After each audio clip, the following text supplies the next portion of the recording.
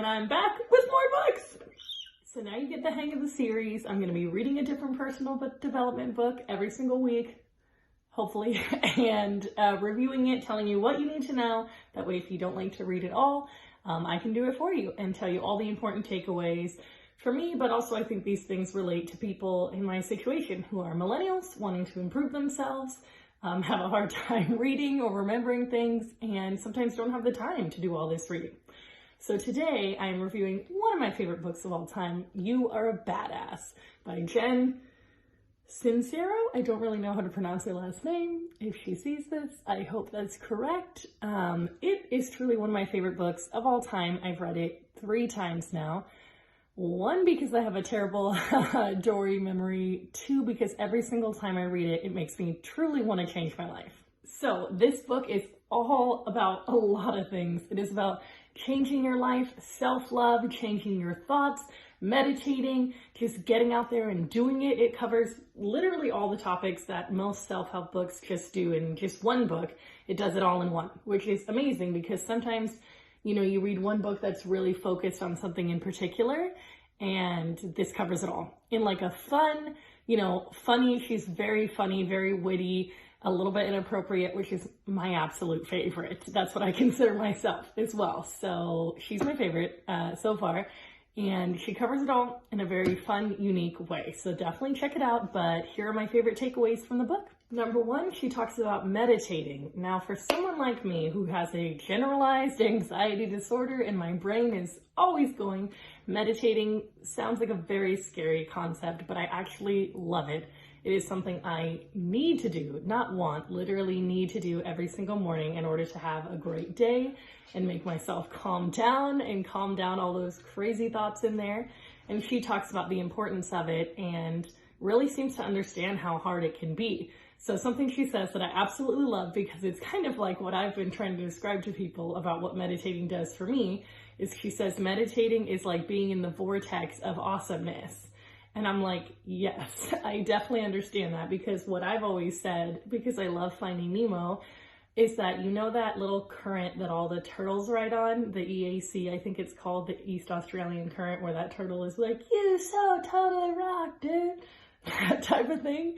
That's what it feels like, to me at least, when you're meditating and you feel like so good and you feel great energy and the anxiety's gone and you're kind of at one with the universe, God, Jesus, whoever you believe in. You're kind of just feeling that connectedness, and that's what meditation does for me. So when she said you're in the vortex of awesomeness, I was like, oh yeah, it's not a Nemo turtle stream, it's a vortex of awesomeness. And it just kind of highlighted the importance of meditation, which is very important, I think, for everyone. Next 2 favorite things that I learned from the book are a couple little phrases, like mantras you can keep in mind as you're going through life and as you're trying to start a new business or do whatever it is you want to do. Like, there must be a purpose that you're reading the book, right? For me, it's to live my absolute best life. So that's why I pick up the book and I'm like, help me. But everyone has their own different reasons. So she said, one thing you need is unwavering faith and unwavering gratitude. I wrote down like all these little notes.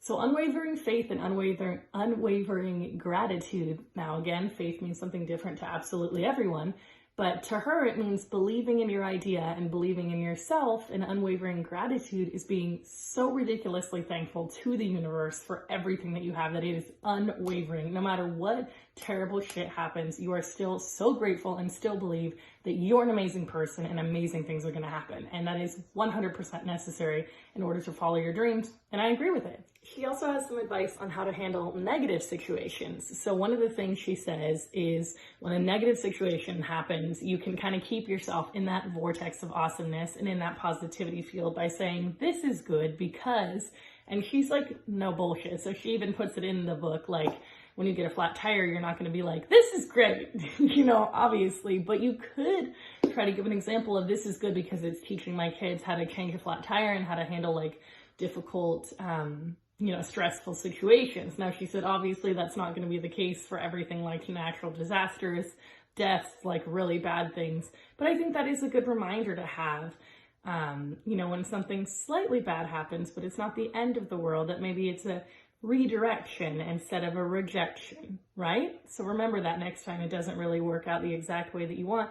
This is good because now I get to do blank, blank, blank. You know, if the person you like doesn't text you back, you can say, this is good because that's not my person. And now I can focus on myself more anyway. You know, if you don't get that dream job that you wanted, this is good because now I have a different experience and maybe that wasn't my dream job. There's a lot of different ways you can take it. And then another thing that she says is when something really negative happens, you have to tell yourself, really? Are you gonna let this stop you? And gives a lot of examples of people that have been through crazy hardships and they still make it out and they still do something amazing with their life. And you're gonna let something teeny tiny that's not anywhere near what happened to them stop you. And that's a good reminder for me as well, because sometimes I get a little bit overwhelmed and get drawn into that little sadness vortex. And now when I do that, I'm gonna think, really? I'm gonna let that stop me? No. Now my last and one of my most favorite things, besides the vortex about being awesome, is that she has a lot of chapters about, you know, really going for your dreams and making actions towards those dreams, where she goes out and buys like her dream car that she can't even afford and fully is like, do not do that.